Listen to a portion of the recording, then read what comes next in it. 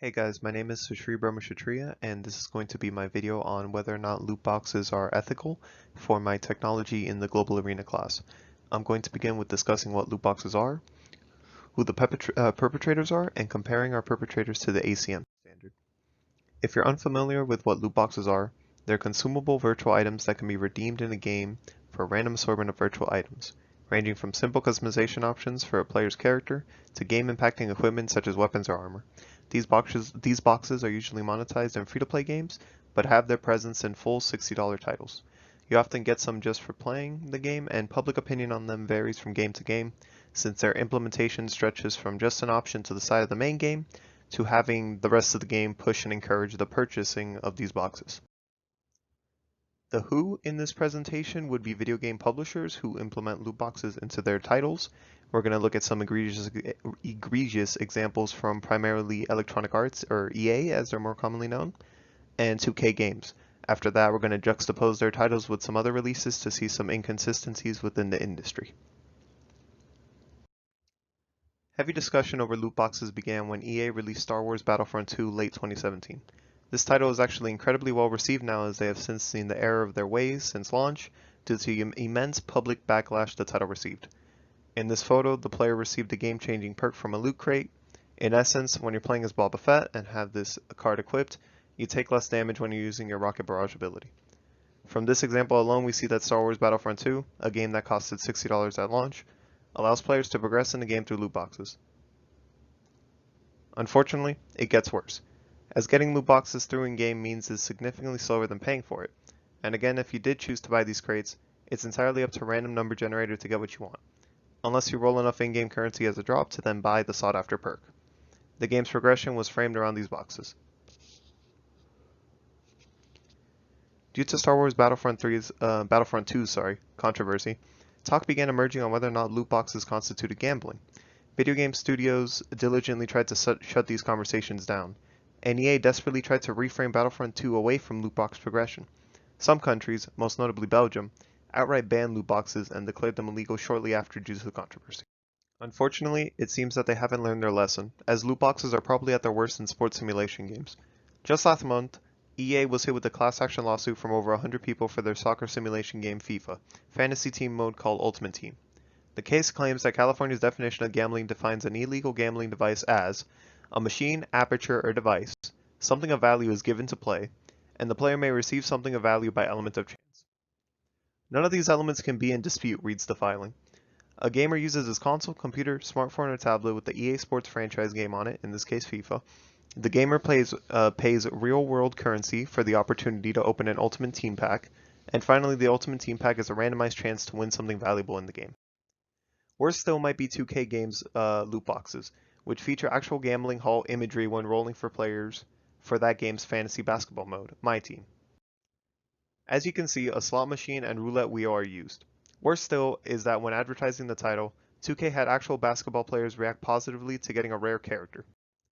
The title was rated E by independent US video game rating board ESRB. The same title received a rating of appropriate for everyone aged 3 years or older by PEGI, the ESRB's European counterpart. You know how when you buy a game physically for your PS4 or Xbox, the rating and identifiers of the content within the game, such as rated T for teens, with identifiers such as crude humor or simply violence, are present in the label. Shockingly still, ESRB and PEGI did not change the rating of those titles to adult only, or 18 years old or older respectively. They should have done this because the identifiers that exist, but are not enforced here, simulated gambling or gambling, fall under these age groups.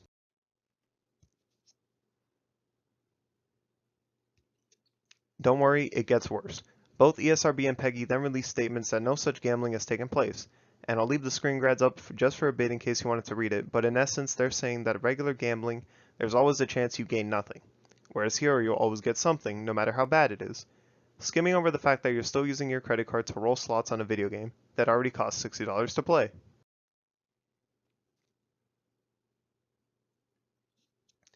Funnily enough, this gambling identifier is enforced in the 2016 version of Pokemon Red, and while it's still not rated 18 years old or older, it's rated for audience members, for players older than that of NBA 2K20s. Here's what the gambling imagery looks like in that game. I must mention you cannot use real world money here. This is confined to in-game currency only. After discussing a couple of examples, I feel that we can finally hold our games up to a standard. I'm going to be using the ACM Ethical Standard 1.1, 1.2, and 1.3. We're going to start with 1.2 because that's the negative. 1.2 states to avoid harm whenever possible, harm meaning negative consequences, because many games push consumers to buy loot boxes, which may lead to, increased spending on these virtual loot boxes, or arguably worse, real-life gambling. Like Star Wars did at launch, FIFA, and 2K games, we can chalk up those particular games from those particular studios to failing the standard. In addition, we also have ACM Standard 1.3, which states to be honest and trustworthy.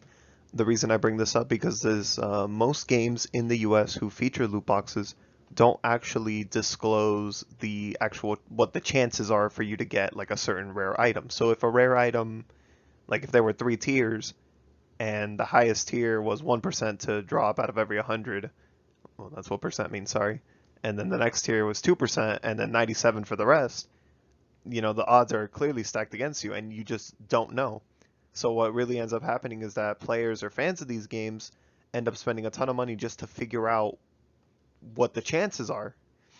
And sometimes they're on the external websites, but outside of the US, you have to disclose the drop rates in these games for most every major country, and they're right in your face. They're not hiding anywhere. Most notably, there's a Chinese-made game that just got released. It's called Genshin Impact. And in that game, when there's a details tab when you're on the page to roll for these characters, and in that, it breaks down all of the math for you just to know what you're getting yourself into. So yeah, that I would love to see that. Just before we hop into the positives and the final screen, I just want to bring up ACM Standard 1.1, which just basically means contribute to a society and human well-being, acknowledging that all people are stakeholders in computing.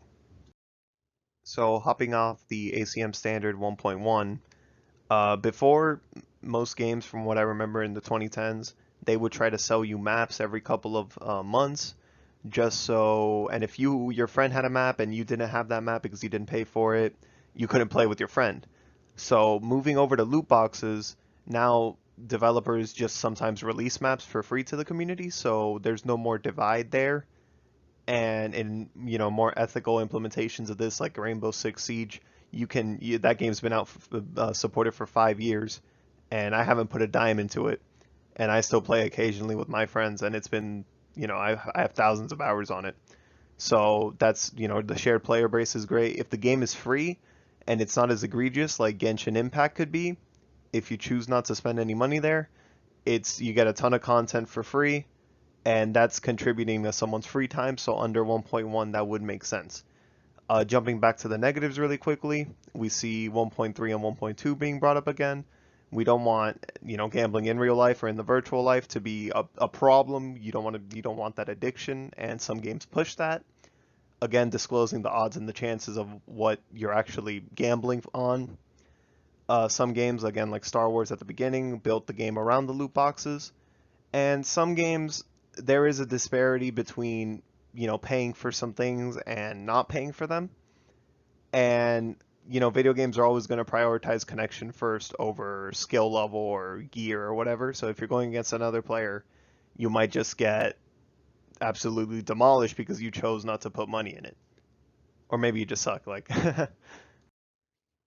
Hey, just a quick thank you for the whoever's grading it or whoever's watching it. I really hope it was entertaining. I'm pretty passionate about it. I'm a big like pro consumer kind of guy. So yeah, thanks again, and I hope whoever's watching this has a good day.